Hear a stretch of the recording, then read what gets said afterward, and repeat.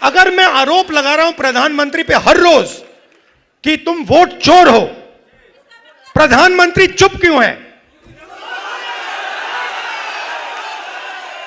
जो तैयारी है, सबसे महत्वपूर्ण बात यह है कि भारतीय जनता पार्टी, उनकी सरकार, उनके अधिकारी और चुनाव आयोग मिलकर के ये तैयारी कर रहे हैं कि 2024 में जिन विधानसभाओं में समाजवादी पार्टी जीती है, इंडिया गठबंधन जीता है, उन विधानसभाओं में 50,000 से ज्यादा वोट काट दिया जाए एसआईआर के बहाने।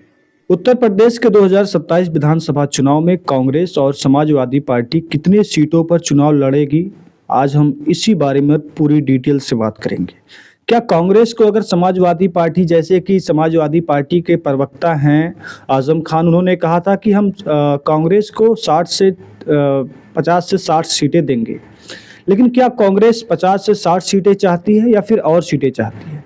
तो दूसरा जो रिपोर्ट्स निकल कर आया है उसमें बताया जा रहा है कि कांग्रेस जो है लगभग कम से कम 85 सीटें तो मांग ही करेगी, क्योंकि 85 से कम सीटें पर वो नहीं मानेगी। हो सकता है इसके बाद गठबंधन में भी कुछ बड़ा मुकाबला हो, क्योंकि अगर आप देखेंगे तो उत्तर प्रदेश में 2014 में जब चुनाव हुआ था लोकसभा का, तब कांग्रेस समाजवादी पार्टी को मात्र 5 सांसद मिले थे। 2019 में चुनाव हुआ, जब सपा और बसपा का गठबंधन था, तब सपा को 5 लोकसभा सीट मिली, जबकि गठबंधन को 10।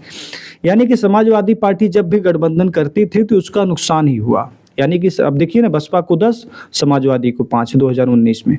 लेकिन 2024 में फिर से जब राहुल गांधी के साथ कांग्रेस पार्टी के साथ गठबंधन होता है, तब समाजवादी पार्टी के पास सबसे बड़ी, यानी कि भारत की तीसरी बड़ी पार्टी बनकर उभरती है।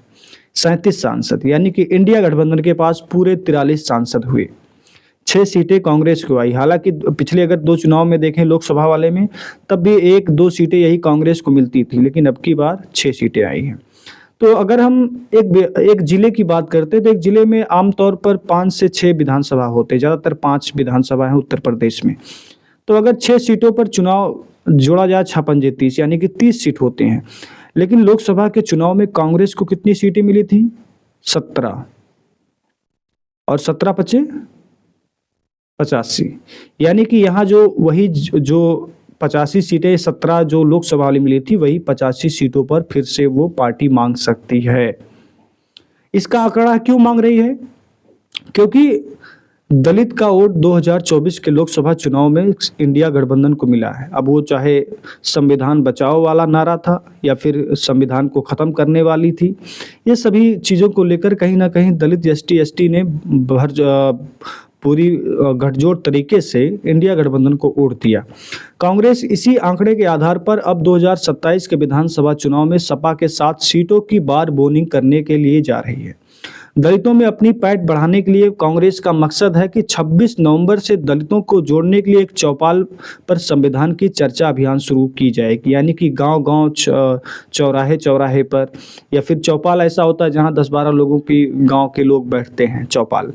तो ऐसी जगह पर संविधान को लेकर चर्चा होगी। कांग्रेस ने दलितों के लिए क्या किया था, संविधान के लिए क्या किया था, और भाजपा संविधान के साथ क्या कर रही है, क्या प्रक्रिया, इसी को लेकर गांव-गांव में अब कांग्रेस पार्टी 26 नवंबर के बाद स्टार्ट हो जाएगी। यानी पूरे लगभग 1 से 1.5 सालों तक लगातार जब तक चुनाव होगा, तब तक इस पर संविधान पर चर्चा कांग्रेस पार्टी के जरिए चौपाल पर की जाने वाली है। कांग्रेस पार्टी अनुसूचित जाति विभाग के राष्ट्रीय अध्यक्ष राजेंद्र पाल गौतम ये कहते हैं कि हम उनके बीच जाएंगे और भाजपा की साजिश के बारे में बताएंगे। आंकड़ों के साथ बताएंगे कि कांग्रेस के शासन में दलितों को क्या क्या सुविधाएं मिली थी। दरअसल 2024 में कांग्रेस 15 साल बाद 6 सीटें जीतने में सफल रही। इससे पहले 2009 में वो अकेले लड़कर 18% वोट हासिल की थी और उसके 21 सांसद चुनकर आए थे, जबकि 2019 में 6% वोट मिला था, 6.5%, और 1 सीट जीत कर आई, यानी कि वो सोनिया गांधी। 2014 में लगभग 7.5% वोट मिला था, जबकि 2 सीटें सिर्फ जीत कर आई थी।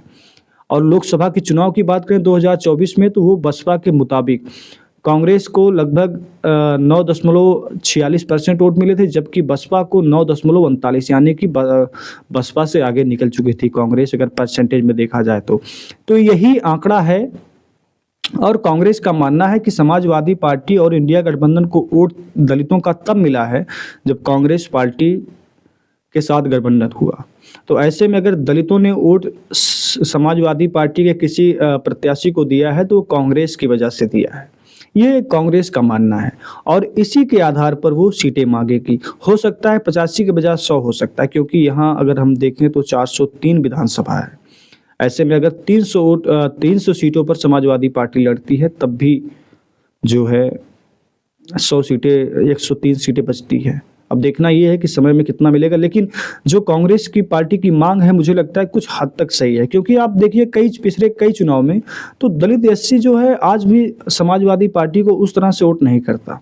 लेकिन कांग्रेस के साथ गठबंधन और संविधान और कुछ बातें, कुछ रैलियां, राहुल गांधी की कुछ बातें कहीं ना कहीं दलितों में एक अपनी जो है बना रही। क्योंकि अगर बसपा को, अगर लोगों को लगता है, जो बसपा के वोटर्स हैं, कि लगता है कि अगर मायावती जी हमारी यहाँ से नहीं जीत सकती हैं तो हम भाजपा को वोट दे देंगे, तो भाजपा जो संविधान को बदलना चाहती है, जो लोग बात कर रहे हैं, ऐसे में लोगों के पास सपा के अलावा कांग्रेस बचती है। अगर आप देखेंगे तो जो वोटर आज वोट डाल रहे हैं वो पहले जो पुराने वोटर्स थे वो कभी कांग्रेस को वोट दिया करते थे। दलित, एससी और ये जो अपर जात के हैं और मुस्लिम, ये कांग्रेस के वोट थे। ये तो क्षेत्र जब 1990 में मंडल का कमिश्नर चालू हुआ, इसके बाद ये बिखरा हुआ, कई क्षेत्रीय दल नेता उभर कर आए, लेकिन पहले पारंपरिक वोट ये कांग्रेस का रहा है। तो अब कांग्रेस उसी रास्ते पर निकल चुकी है। सवाल ये है कि कांग्रेस पार्टी जो है, अब देखो अजय राय जो कांग्रेस पार्टी के अध्यक्ष हैं, ये लगातार जनता के बीच में है। समाजवादी पार्टी, अब देखना ये है कि अखिलेश यादव कितनी सीटें कांग्रेस को देते हैं, समय बताएगा। पर हमारा मानना है लगभग 90 सीटें या 85 सीटें तो कांग्रेस लेगी ही लेगी। आपकी जो राय है कमेंट में जरूर बताइएगा। धन्यवाद, नमस्कार।